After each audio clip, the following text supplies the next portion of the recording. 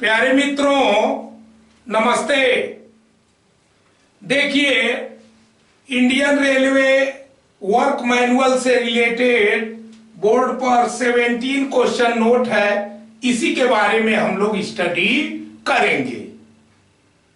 मित्रों, देखिए, ये क्वेश्चन और आंसर शुरू करने के पहले हम आपसे एक रिक्वेस्ट करना चाहेंगे कि देखिए, ये कोरोना वायरस का जो महामारी चल रहा है, ये कब तक जो है खत्म होगा, इसका कोई ठिकाना है नहीं। और सरकार का पूरा जोर ऑनलाइन क्लासेस पर है। तो मेरा आपसे एक बहुत बड़ा अनुरोध है और हाथ जोड़ करके प्रार्थना है। क्योंकि देखिए, मैं सोशल वर्क करता हूं। इसके पहले जो है मैं फ्री कोचिंग अपने बंगले पर पढ़ाता था, फ्री कोचिंग। लेकिन उस कोचिंग को खत्म करके ये YouTube पर मैं आना शुरू कर दिया। तो मेरा आपसे एक आग्रह है कि देखिए, आपके अगर घर में, रिलेशन में कोई भी 9th का और 10th का, देखिए बोर्ड कोई भी हो, CBSE हो, ICSE हो, स्टेट बोर्ड हो, मैं सारे बोर्ड को कवर करता हूं। और फिजिक्स, केमिस्ट्री, मैथ और बायो, देखिए, मैं स्टूडेंट्स के परेशानी को देखते हुए मैं चाह रहा हूं कि ऑनलाइन क्लास लेना, ऑनलाइन आपके बच्चों के लिए, आपके दोस्त के बच्चों के लिए। तो मेरा सबसे पहले देखिए एक रिक्वेस्ट है, फ्री ऑनलाइन। पहली बात, ऑनलाइन जो भी क्लास होगी वो फ्री होगी, पहली बात। और क्लास 10th के लिए, क्लास 11th के लिए, क्लास 12th के लिए और 9th के लिए भी, क्लास 9, 10th, 11th, 12th। तो देखिए, क्लियर समझ लीजिए, 9th और 10th के लिए फिजिक्स, केमिस्ट्री, मैथ और बायो सारे का सबका क्लास मैं लेता हूं और ऑनलाइन क्लास चलेगा। बट बायोलॉजी का जहां तक ख्याल है, इंटरमीडिएट बायो का जहां तक ख्याल है, वो सिर्फ इंटरमीडिएट में बायोलॉजी, केमिस्ट्री नहीं, फिजिक्स नहीं। तो मेरा आपसे एक बहुत बड़ा आग्रह है, मेरा हाथ जोड़ के प्रार्थना है कि मैं ये चाहता हूं कि आपके घर में, आपके रिलेशन में, आपके दोस्तों के अगर 9, 10th, 11th, 12th से रिलेटेड मान लीजिए स्टूडेंट हो, तो तुरंत आप व्हाट्सएप पर या कमेंट सेक्शन में जरूर लिख दें कि हाँ, 9th का 1 बच्चा। मतलब मेरे कहने का मतलब इससे क्या होगा कि मैं ऑनलाइन क्लास, अगर देखिए एक्चुअल में 100 बच्चे भी अगर मिल गए तो मैं ऑनलाइन क्लास जल्द से जल्द शुरू कर दूंगा। और एक बात और बता दें, आप प्लेलिस्ट में जा करके देखिए कि मेरे जो 9th और 10th के तो वीडियो अपलोड नहीं है, लेकिन 10th के जो वीडियो अपलोड है नीचे, एक वीडियो देखिए। कितना मैं कॉन्सेप्ट, अपने मुंह से मैं अपनी तारीफ कर रहा हूं, लेकिन कितना मैं कॉन्सेप्ट क्लियर करके जो है थारूली जो है डिक्टेट करता हूं, इसका उदाहरण आपको नीचे मिलेगा। तो हाथ जोड़ के मेरा प्रार्थना है कि यह वीडियो देखते ही तुरंत जो है आप अपने से रिलेटेड कितने बच्चे हो सकते हैं, भाई 9th के, 10th के, 11th, 12th, तो आप क्लियर जरूर लिखिए। क्लास 9th का 1 बच्चा, क्लास 10th का 1 बच्चा, मतलब इस टाइप का जब लिखेंगे तो मेरा हौसला बुलंद होगा और मैं ऑनलाइन फ्री क्लास जो है शुरू करना चाहता हूं, ताकि इस महामारी के समय में बच्चे, देखिए एक बात बता दें, अच्छे से अच्छा गाइडेंस चाह रहे हैं।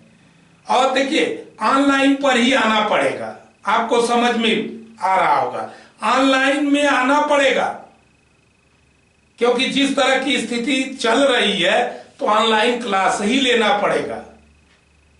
तो कोचिंग में पैसा व्यर्थ करने से पहले देखिए, मेरा आपसे अनुरोध है कि आज ही मतलब ज्यों आप इस वीडियो को देखें त्यों तुरंत नीचे जरूर लिख दें कि क्लास 9th का क्लास 10th का, क्लास 11th का, bio, only bio, bio 11th 12th के लिए बायो, ओनली बायो। अगर आपके भाई संपर्क में बच्चा है, आपका बच्चा है, तो बायो 11th 12th के लिए ओनली बायो। लेकिन क्लास 9th 10th के लिए फिजिक्स, केमिस्ट्री, मैथ, बायो, मैं चारों जो है गाइड करूंगा और क्लास लूंगा, ऑनलाइन क्लास जो कि फ्री होगा।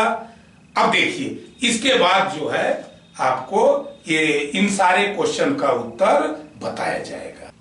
तो देखिए फर्स्ट क्वेश्चन है क्या, इन केस ऑफ एक्सटर्नल प्लास्टर। देखिए ये एक्सटर्नल प्लास्टर का केस है और देखिए the sponge plaster, external plaster में जो है ये एक मेथड है स्पॉन्ज प्लास्टर।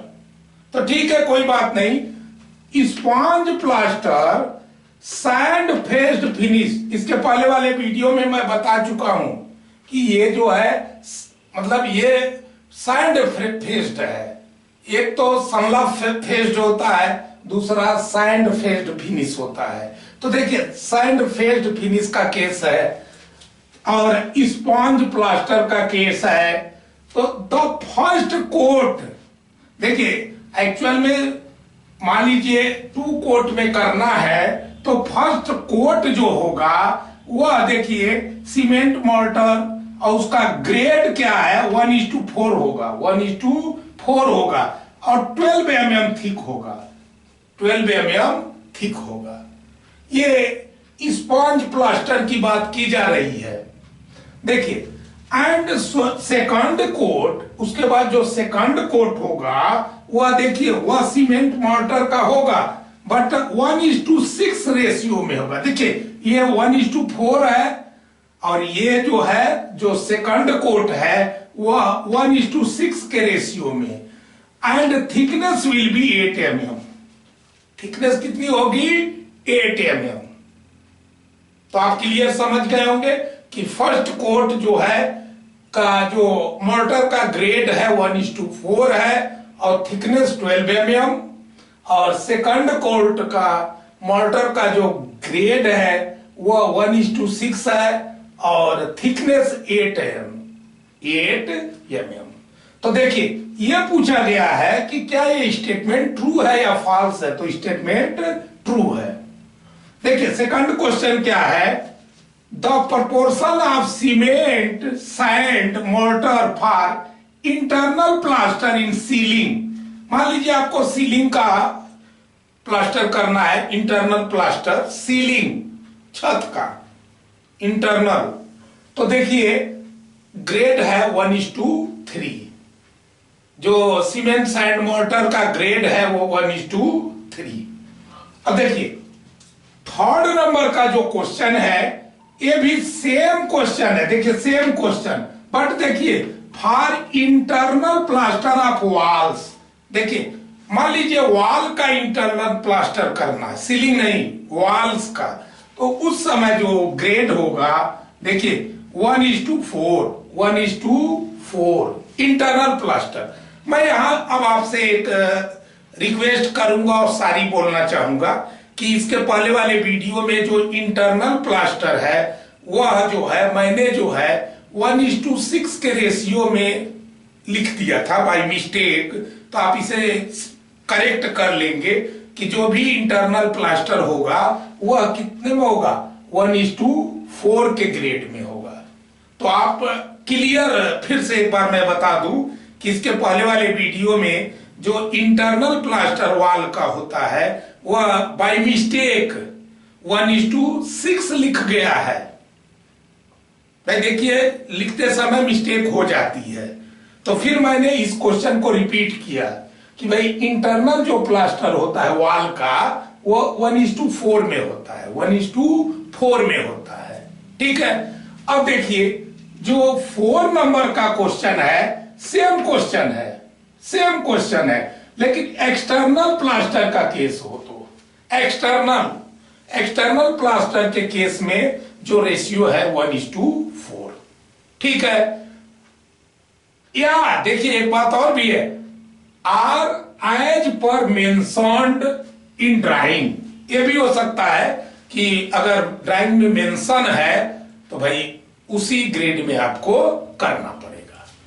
देखिए 5 नंबर का क्वेश्चन है, स्कैफोल्डिंग वर्क, जो स्कैफोल्डिंग वर्क होता है should be erected by skilled worker. देखिए स्कैफोल्डिंग जो वर्क भाई एरेक्ट किया जाएगा वह स्किल्ड वर्कर के मतलब के द्वारा किया जाएगा, स्किल्ड वर्कर के द्वारा किया जाएगा। Keeping how much distance from wall, ठीक है। तो यहां यह पूछा गया है कि भाई देखिए स्कैफोल्डिंग का जो डिस्टेंस होगा वॉल से वो कितना रखा जाएगा वॉल से। तो देखिए एक्चुअल में 90 सेंटीमीटर, 90 सेंटीमीटर। ये सब इंपॉर्टेंट आइटम है फील्ड पॉइंट ऑफ व्यू से, एग्जामिनेशन पॉइंट ऑफ व्यू से। 6 नंबर का क्वेश्चन है, the first coat of the plaster shall be roughened and shall be kept damp for at least. देखिए जो मान लीजिए 2 कोट प्लास्टर करना है तो जो फर्स्ट कोट होगा प्लास्टर का उसका जो भाई जो सरफेस होगा वो रफ होगा। कैसा होगा? रफ रखना पड़ेगा। और देखिए इसके अलावा ये पूछा गया है कि उसको डैम्प एटलीस्ट डैम्प रखना पड़ेगा कितने दिन तक। तो देखिए इसका आंसर है 2 डेज, 2 डेज। देखिए 7 नंबर का क्वेश्चन है, roughen the surface with wires for better bonding of second coat. देखिए अभी अभी हमने बताया था कि भाई फर्स्ट कोट जो होता है भाई प्लास्टर का तो उसको उसके सरफेस को रफ किया जाता है या रफ रखा जाता है। तो यहां पर यह बोला गया है कि सरफेस को जो है रफ करने के लिए वायर, देखिए वायर का यूज किया जाता है। बात समझिएगा, बेटर बॉन्डिंग के लिए, बेटर बॉन्डिंग के लिए। भाई किसके बेटर बॉन्डिंग? सेकंड कोट के, सेकंड कोट के बेटर बॉन्डिंग के लिए जो है उसको रफ किया जाता है। और किससे रफ किया जाता है? वायर से। तो ठीक है, ठीक, ये स्टेटमेंट ट्रू है या फॉल्स है? तो स्टेटमेंट ट्रू है। देखिए 8 नंबर का जो क्वेश्चन है, the time gap between first coat and second coat should not be exceed. देखिए जो टाइम गैप होता है फर्स्ट कोट और सेकंड कोट के बीच का जो टाइम गैप होता है, ऐसा थोड़ा है कि फर्स्ट कोट का प्लास्टर करने के तुरंत बाद जो है आप सेकंड कोट कर लेंगे। नहीं नहीं, ऐसा नहीं है। तो टाइम गैप जो होगा वो उसके बारे में कहा गया है कि किसी भी कंडीशन में वो गैप जो है 5 डेज से अधिक नहीं होना चाहिए। किसी भी कंडीशन में 5 डेज से टाइम गैप अधिक नहीं होना चाहिए। देखिए 9 नंबर का क्वेश्चन क्या है, curing of plaster shall be carried out at least for. देखिए मान लीजिए प्लास्टर हो गया है तो उसका क्यूरिंग एटलीस्ट कितने दिन तक करना है? क्यूरिंग तो देखिए 15 डेज। कितना? 15 डेज। 15 डेज तक क्यूरिंग जो है आपको करते रहना है। देखिए जो 10 नंबर का क्वेश्चन है, curing of plaster shall be carried out at least how many time in a day। ध्यान दीजिएगा, कहने का मतलब यह है कि ठीक है 15 डेज तक तो करना है, लेकिन इस क्वेश्चन में यह पूछा गया है कि ठीक है एक दिन में कितने टाइम, एटलीस्ट कितने टाइम जो है क्यूरिंग करना है। देखिए curing of plaster shall be carried out at least how many time in a day. In a day, एक दिन में। तो समझिए 4 टाइम्स, एट लीस्ट 4 टाइम्स आपको क्यूरिंग करना है, 4 टाइम्स। देखिए 11 नंबर का क्वेश्चन है, इन case of internal plastering, all the walls and ceilings surface should be saturated with water a day before plastering। देखिए ये तो बहुत इजी क्वेश्चन है कि भाई प्लास्टरिंग के पहले मान लीजिए वॉल का प्लास्टरिंग हो या सीलिंग का प्लास्टरिंग हो तो सरफेस हो जो है सेचुरेट होना चाहिए। भाई प्लास्टर डे से पहले ही जो है क्या होना चाहिए, सेचुरेट होना चाहिए। देखिए फिर से एक बार देख लीजिए, इन case of internal plastering all the walls and ceiling surface should be saturated with water a day before plastering. तो एक दिन पहले मतलब प्लास्टरिंग के एक दिन पहले जो है क्या होना चाहिए, पूरा जो है सेचुरेटेड होना चाहिए सरफेस। तो देखिए स्टेटमेंट ट्रू है, स्टेटमेंट ट्रू है। 12 नंबर का जो क्वेश्चन है देखिए, चेक द सील्ड कॉन्टैक्ट, देखिए ध्यान दीजिए, of sand for plastering not exceed. मान लीजिए देखिए जो प्लास्टरिंग करते हैं आप तो उसमें सैंड का यूज करते हैं, तो उसमें जो इसमें यह पूछा गया है कि सिल्ट कंटेंट, सिल्ट का कंटेंट कितना जो है अलाउ है। तो देखिए 8% से अधिक जो है सिल्ट अलाउ नहीं है। अगर इससे अधिक होता है तो उसको सैंड को आपको ट्रीटमेंट करना पड़ता, वॉश करना पड़ता है।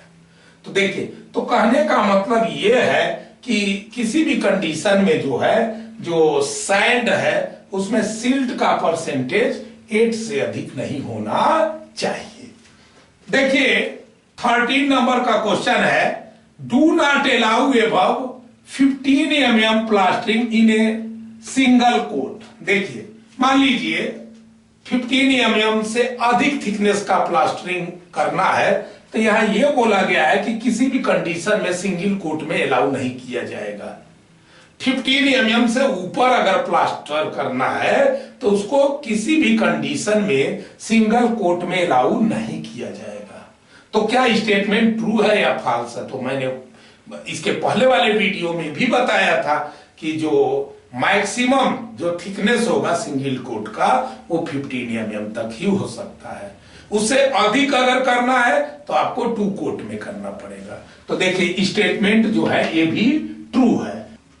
देखिए 14 नंबर का क्वेश्चन क्या है, इन केस ऑफ वी पॉइंटिंग। देखिए ये पॉइंटिंग का केस है और भी जो है ये टाइप ऑफ पॉइंटिंग है, टाइप ऑफ पॉइंटिंग है। तो इसमें यह बोला गया है कि भी विल बी फार्म, भी को फार्म करेंगे यूजिंग 12 mm डायमीटर बार। देखिए यहां पर एक क्वेश्चन ये भी बन सकता है कि भी जो है किस डायमीटर के बार से जो है फॉर्म करेंगे।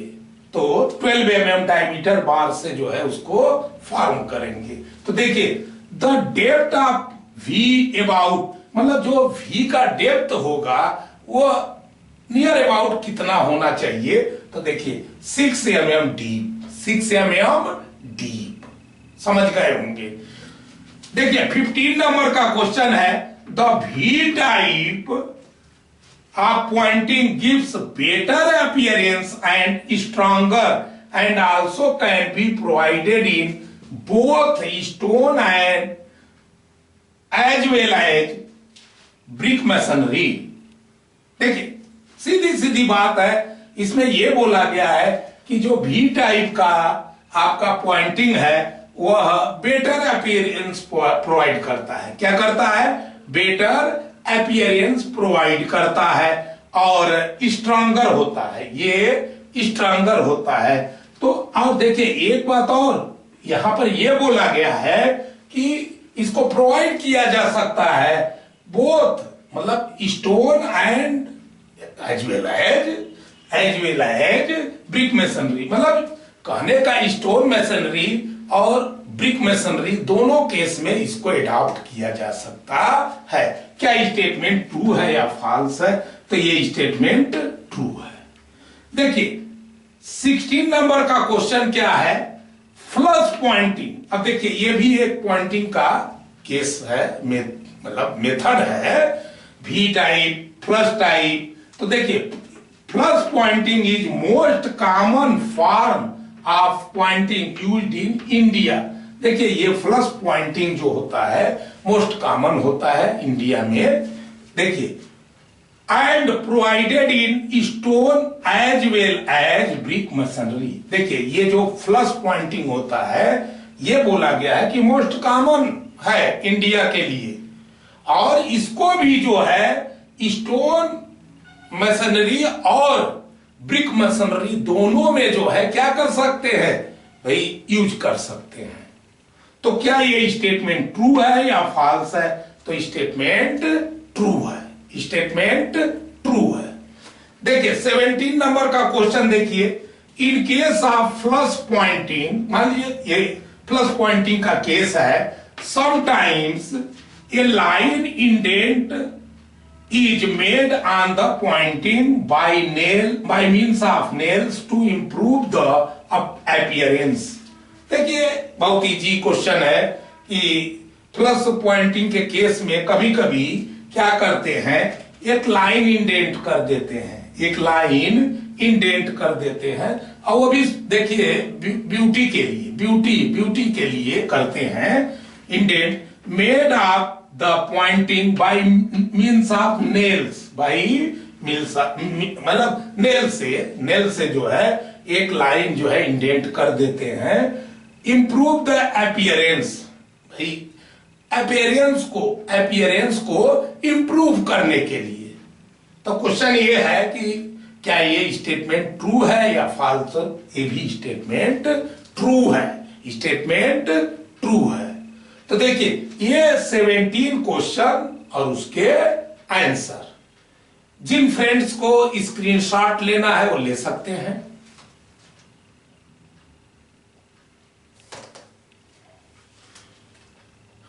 इसी के साथ वीडियो का ये पार्ट समाप्त होता है।